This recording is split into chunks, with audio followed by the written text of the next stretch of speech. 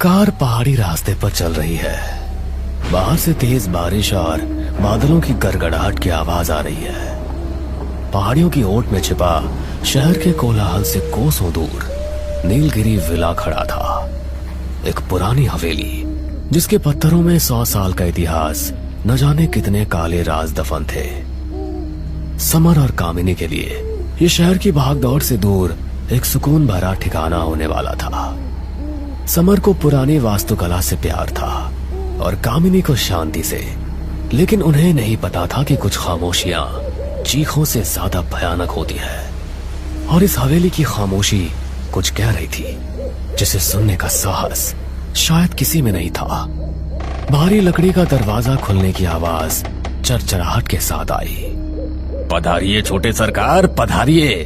हुजूर और मालकिन का स्वागत है। मैं राघवन, इस हवेली की धूल और परछाइयों का रखवाला। शुक्रिया राघवन। वाह, जैसा तस्वीरों में देखा था ये हवेली उससे कहीं ज्यादा शानदार है।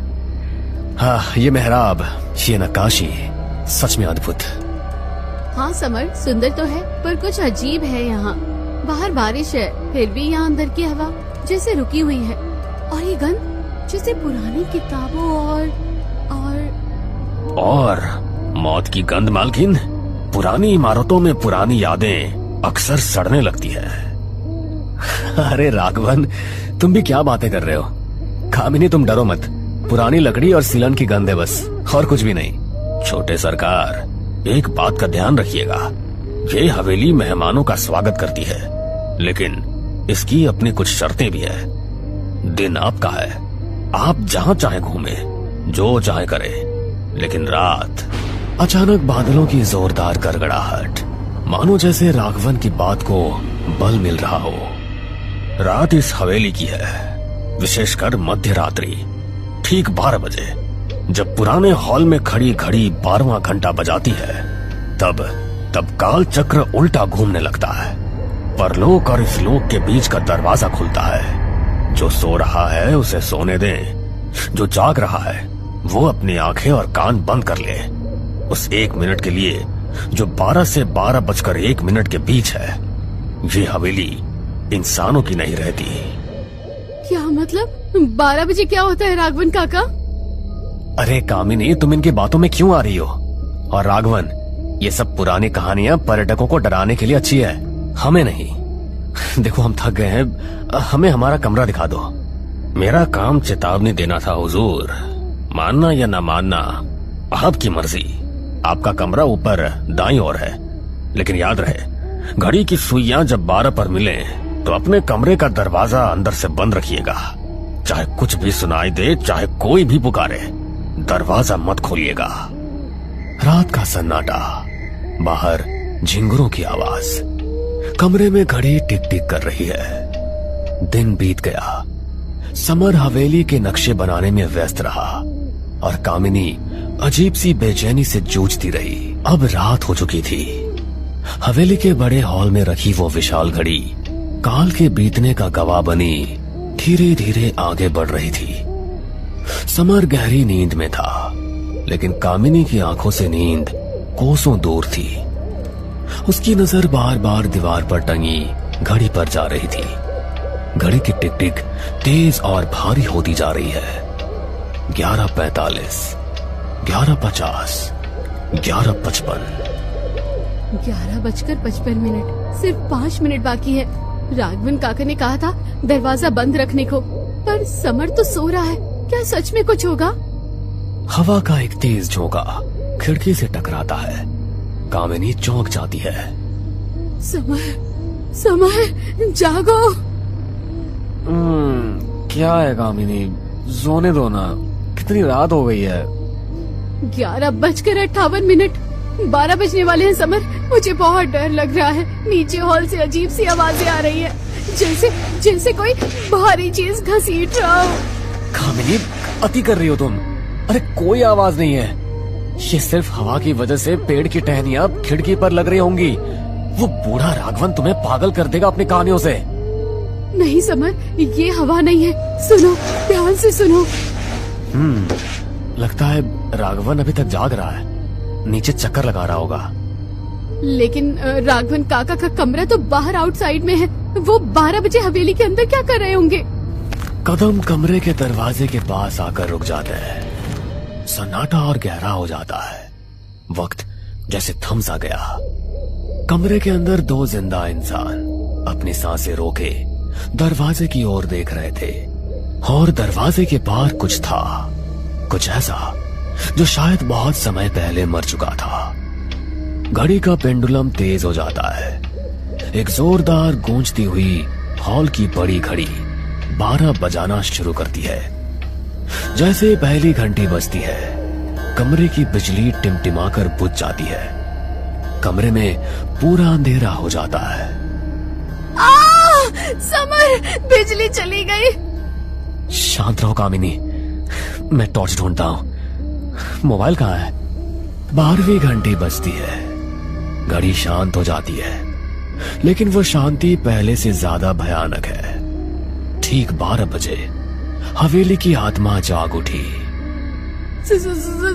समर, इतनी ठंड अचानक। मुझे टॉर्च नहीं मिल रही। अंधेरा बहुत गहरा है। खोलो, दरवाजा खोलो, हम आ गए हैं। समर, कामिनी, हमें अंदर लाओ। हे भगवान, समर, वो हमारा नाम ले रहे हैं। वो चीजें हमारा नाम जानती है। ये मुमकिन नहीं है। ये कोई रिकॉर्डिंग होगी। राघवन कोई चाल चल रहा है। अचानक कमरे के अंदर के शीशे पर खरोंचने की आवाज आती है। कौन है वहां? मैंने मोबाइल की फ्लैश लाइट ऑन कर लिया है। रोशनी शीशे पर पड़ी, लेकिन उसमें जो दिखा उसने समर के तर्कवाद की धज्जियां उड़ा दी। शीशे में समर और कामिनी का अक्स नहीं था।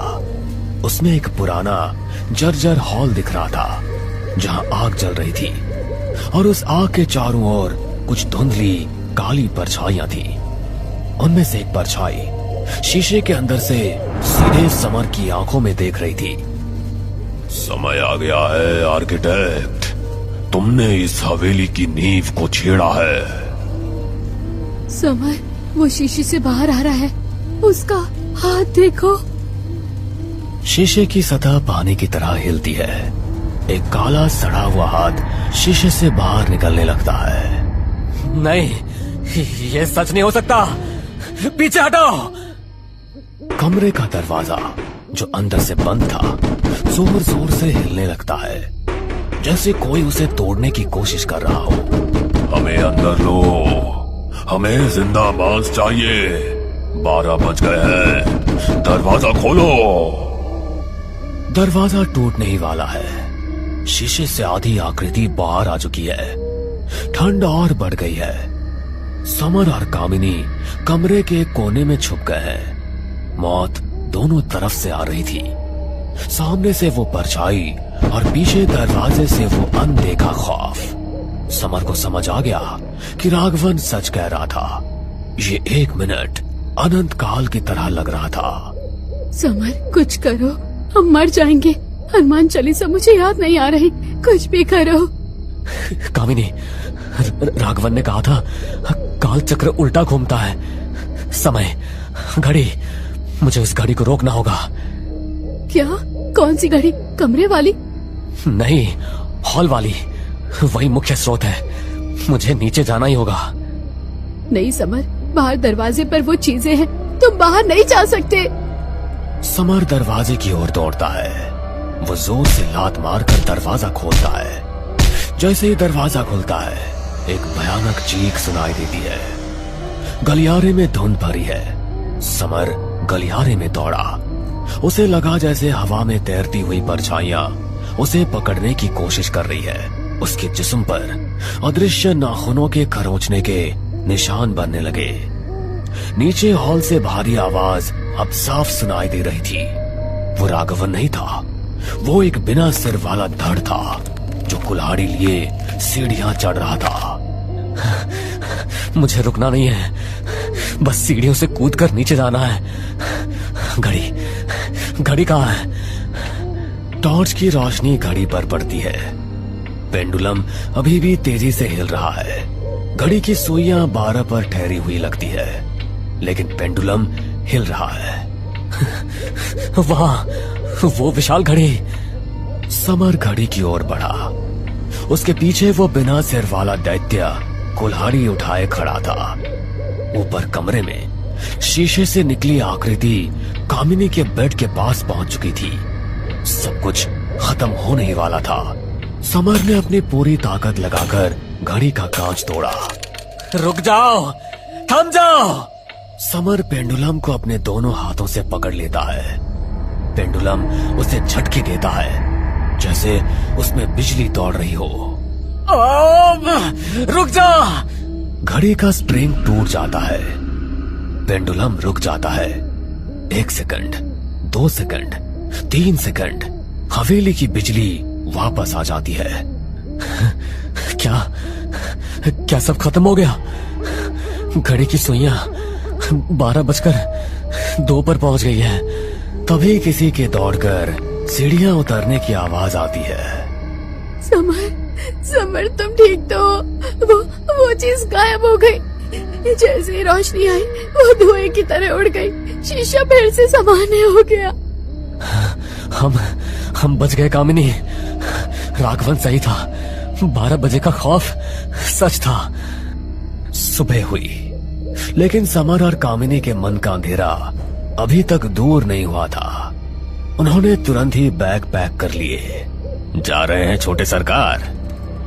हाँ राघवन, ये हवेली हमारे रहने लायक नहीं है। तुमने सही कहा था, रात इसकी है। आपने घड़ी रोक दी हुजूर। आपने उस दरवाजे को बंद कर दिया जो सदियों से खुला था। आप बच गए क्योंकि आपने सही समय पर विश्वास कर लिया। वक्त कभी नहीं रुकता। इस घड़ी का स्प्रिंग टूट गया है, लेकिन काल चक्र नहीं।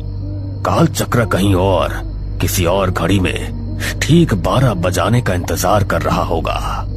समर और कामिनी चले गए, लेकिन नीलगिरी विला आज भी खड़ा है, शांत, खामोश। उसकी बड़ी घड़ी अब बंद है, उसका पेंडुलम स्थिर है। लेकिन अगर आप रात के सन्नाटे में ठीक 12 बजे उस हवेली के पास से गुजरे तो ध्यान से सुनिएगा। आपको किसी के रोने की, किसी के फुसफुसाने की और एक टूटी हुई घड़ी के पेंडुलम के हिलने की आवाज जरूर सुनाई देगी, क्योंकि 12 बजे का खौफ कभी खत्म नहीं होता। वो बस इंतजार करता है।